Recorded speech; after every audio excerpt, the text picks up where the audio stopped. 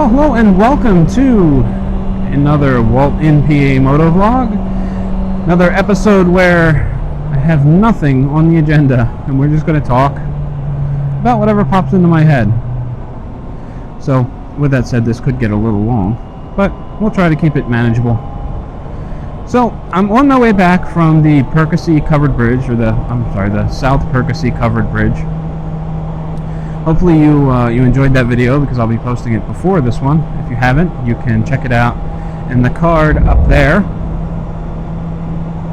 So it's a beautiful Sunday morning. It's about 7 o'clock. I don't know, it must be in the high 70s at this point, maybe. A little warm, but nice and cool on the bike, which is always a wonderful thing with all this gear on.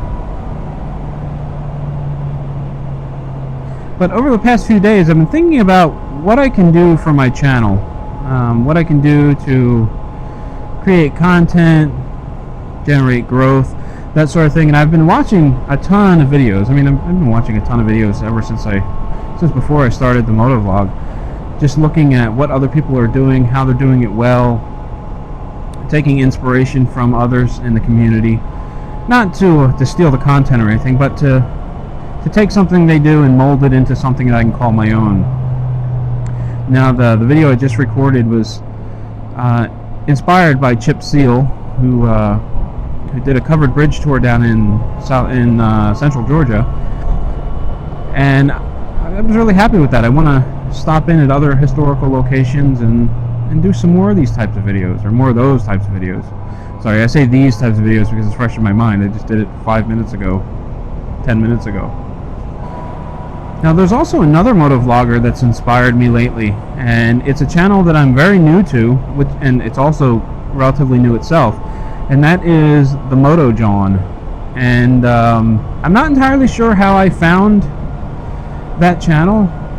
I believe it was through a comment on another motovlogger's channel, and as soon as I saw the name, I knew that Jawn is a Philadelphia slang term, and it's not used in very many other places that I'm aware of. So I knew it had to be local. So I clicked on the channel, I checked it out, and there was some really good content there. I wound up watching a handful of videos, left comments on a handful of videos, brought back some really good memories about Philadelphia. I grew up there. I left when I was a teenager, and then as soon as I was old enough to drive, I wound up spending every weekend down there with friends anyway, even though my parents wanted to get me the hell out of Kensington, which was becoming overridden with heroin and all kinds of nastiness. So, I was watching his videos, and I find myself pausing them, like, look, there's Dockside Apartments in the background. I've stayed there. I had a friend that lived there. Pausing it again. Oh, there's Santucci's Pizza. I haven't had that in years. I still to this day tell my kids about Santucci's Pizza. Square pizza with the sauce on top. It's unusual, but it was fantastic when I was a kid. So his channel is like super cool. I'm really excited to see new content come from him, and I really want to see him do well.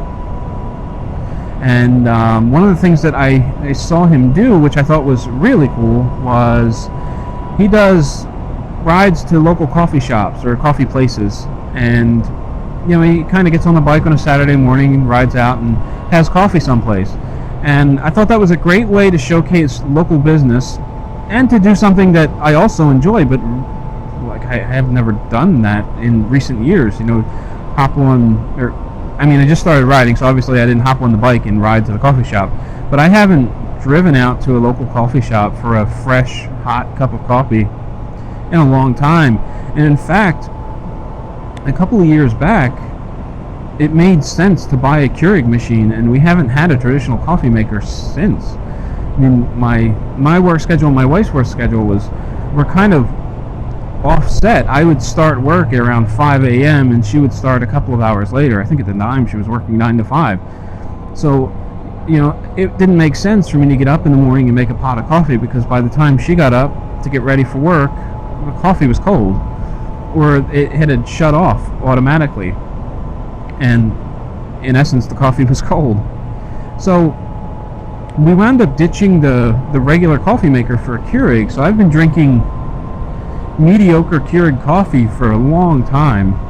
Now, prior to that, I used to buy coffee from a place called Black Cat, or not Black Cat, that's a cigar shop, Black Dog Coffee down in, I believe it's West Virginia. And I got to know those guys through the cigar community. And really cool, great coffee. I haven't ordered it for a couple of years though. But it was excellent stuff. It was amazing. You'd make a pot of that. Every once in a while I would take I would take some grounds. I would buy a whole bean. I would grind some beans, and I would take them to work.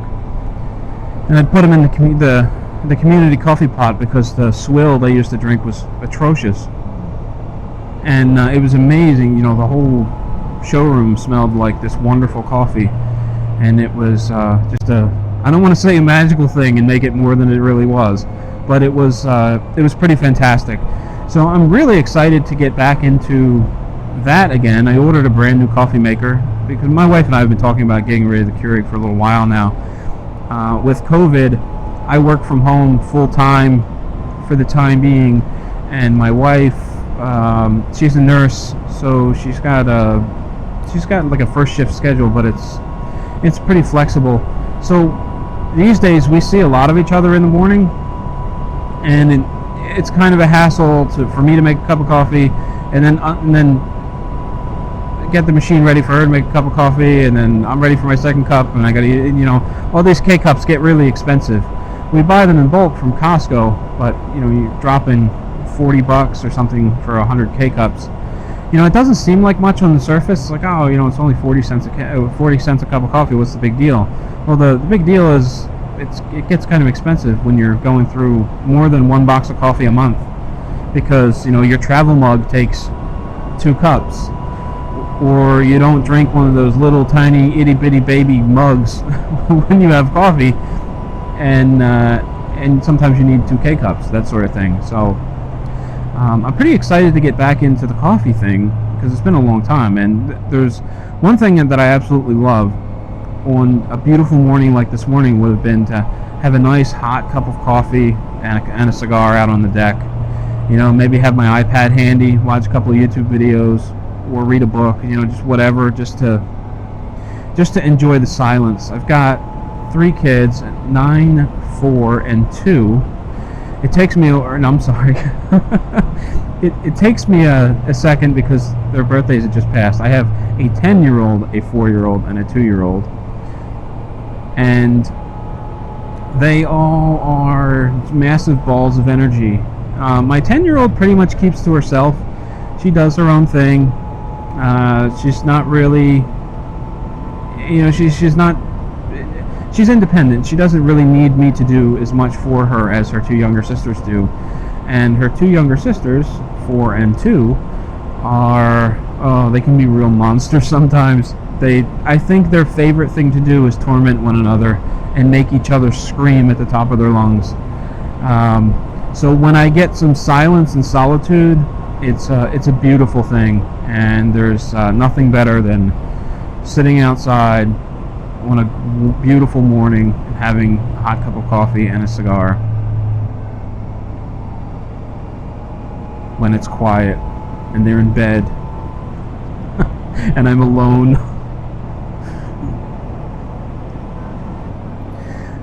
So anyway, to get this thing back on topic, so the MotoJawn stops in at different coffee shops, and I thought that was really cool. I wanted to do something similar here on Walton, PA. And one of the coffee shops that he went to was Rival Brothers down in Philadelphia. And I'm not going to drive to Philadelphia to pick up coffee or to have a cup of coffee. So I went ahead and ordered some coffee on his recommendation. I ordered the Whistle and Cuss blend, which I'm pretty excited about. I haven't had, again, I haven't had like boutique coffee in such a long time, because it just, something like Starbucks just doesn't compare. And you know, Wawa gas station coffee, while it's pretty good, it just doesn't compare to small roasters and boutique stuff. It's just it's a night and day difference. So I'm pretty excited about that coffee getting here. And I also looked up a couple of other coffee companies to see if there was some stuff local. I've got Reading Coffee Company, which isn't too far away. They're not in Reading. They're in Birdsboro, Pennsylvania, but they started in Reading. Cool little backstory there. I might ride out there one morning, see if I can get some coffee. And there's also, oh man, what is it called? Totally slipped my mind. Speakeasy Coffee Company. They're in Pennsburg, Pennsylvania, which is about as far as Birdsboro, maybe a little bit closer. And they've got a pretty cool website. I started checking out their coffees. The difference between them and the Reading Coffee Company is that the Reading Coffee Company seems to have a broader range of stuff, where when I say broader range of stuff, I mean geared more toward mass appeal, whereas the Speakeasy Coffee Company has more stuff that's more interesting, at least to me. So, for instance, they have a